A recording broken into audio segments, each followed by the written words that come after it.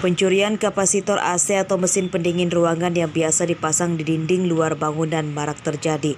Sabtu dini hari, pencuri menggasak 10 unit mesin AC di 2 minimarket, yakni di Jalan Ratu di Balau, Waikandis, dan Jalan Hendro Suratmin Sukarame, Bandar Lampung. Pencurian terekam CCTV. Pelaku berjumlah 2 orang terlihat tak mengalami kesulitan saat mencuri.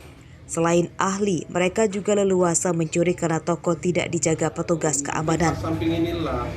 Pencurian baru diketahui saat pegawai toko masuk kerja saat menyalakan AC, namun ruangan tetap terasa panas.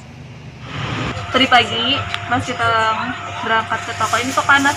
Biasanya kan dihidupin langsung dingin. Ternyata pas dicek itu blowernya pada hilang. Yang hilang berapa unit, Mbak? Hilang. 5 unit. Oh. Itu terus untuk saat ini udah laporan ke pihak polisi belum, Mbak? Iya, tadi udah ke polisi juga dapat. Terus apa namanya? Ya, udah lagi laporan yang satu ya. Kawan. Totalnya 5 unit. Karena total di ruangan juga 5 unit, jadi semuanya hilang. Gila, ini AC outdoor. Outdoornya aja. Kita tahu ada barang kita yang hilang ini dari kapan, Mbak? Kita tahu barang hilang pada saat pukul pagi tadi sih. Kondisi AC pada saat dari nyalain kok kenapa tetap panas.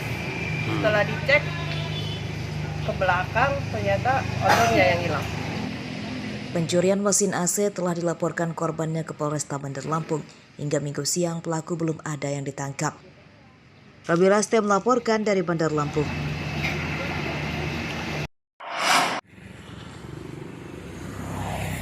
Tiga pencuri gagal membawa kabur mobil dari dalam garasi rumah warga Desa Simpang Mesuji, Kecamatan Simpang Pematang, Mesuji, Jumat dini hari.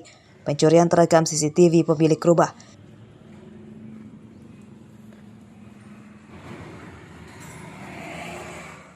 Dua pelaku berhasil masuk garasi setelah merusak kunci gembok, sementara satu lagi menunggu di luar. Namun belum sempat membawa kabur mobil, mereka terpergok anak pemilik rumah yang baru pulang. Pelaku mengancam anak pemilik rumah dengan senjata tajam lalu kabur menggunakan motor. Nah, rusak nih. Nggak bisa lagi nih.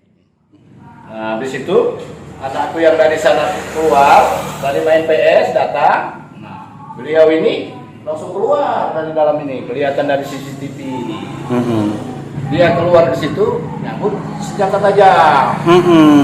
Yang nyambut senjata tajam tuh pencurinya, Pak? Pencurinya. Ingin mau nunjah anak saya itu. Anak saya dari sana kan. Apa begitu? Anak saya kaget, ngapa dia mau nunjah saya? Kan gitu. Terus dia manggil bapak katanya. Meski belum mengalami kerugian materi, pencurian tersebut tetap dilaporkan ke polisi.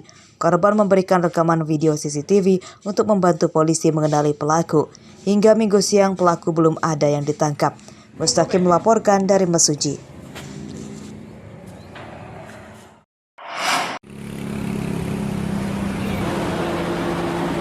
Otoritas Pelabuhan Penyeberangan Bakauheni Lampung Selatan resmi meniadakan syarat tes antigen bagi warga yang akan menggunakan jasa pelayaran kapal Roro. Aturan diberlakukan setelah SDP Bakauheni menerima surat edaran dari Kementerian Perhubungan.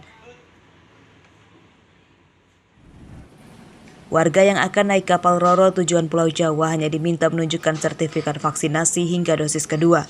Namun bagi warga yang memiliki kondisi kesehatan khusus atau menderita penyakit komorbid sehingga tidak bisa divaksin tetap diminta menunjukkan surat hasil antigen yang masih berlaku. Salah satunya adalah Adam, pemuda tujuan Jakarta, yang mengaku tetap menggunakan syarat tes antigen saat akan naik kapal Roro karena belum divaksin dosis kedua. Tadi karena saya belum vaksin yang kedua, jadi tadi kena rapid test dulu. Oh, jadi kita wajib rapid dulu tadi ya? Udah tahu berarti aturan yang baru ini? Udah tahu. Udah. Taunya dari mana, Bang? Sebenarnya sih kemarin udah sempat juga lihat di media, tapi emang dari kitanya juga belum dapat kesempatan untuk vaksin yang kedua.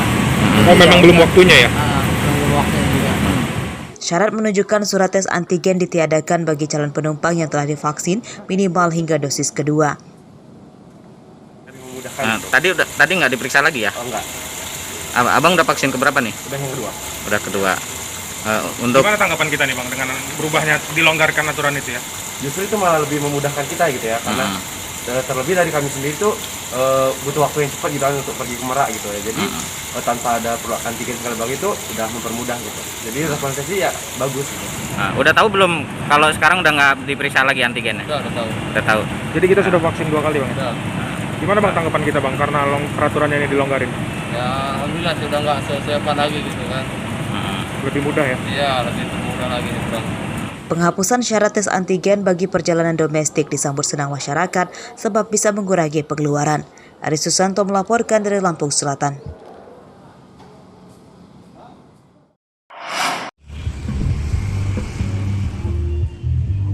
Setelah ditutup selama 3 pekan, para pedagang UMKM kembali berjualan di kawasan wisata UMKM Taman Bung Karno, Bandar Lampung pada Minggu pagi.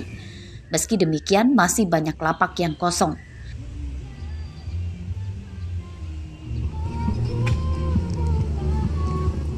Masyarakat yang datang juga sudah cukup ramai. Itu membuat para pedagang gembira karena omset penjualan mereka akan kembali meningkat. Salah satunya adalah pedagang mie ayam bernama Hendro. Omset penjualannya sempat menurun hingga 50% saat ditutup. Berapa lama sih Pak ini kemarin nggak boleh buka? 3 minggu.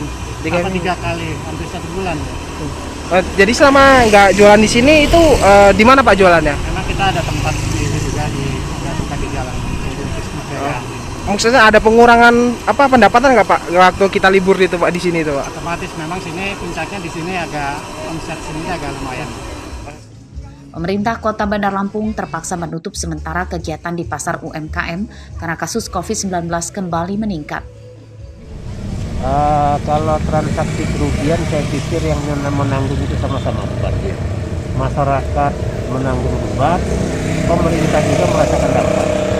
Apa yang dirasakan oleh Pemda ya satu hal yang pasti, ketika tidak ada geliat usaha ekonomi, PAD kita melambat. Ya itu yang menjadi kerugian. Meski sudah kembali dibuka, Pemkot meminta penjual dan pembeli di Taman Wisata UMKM Bung Karno untuk selalu menjalankan protokol kesehatan.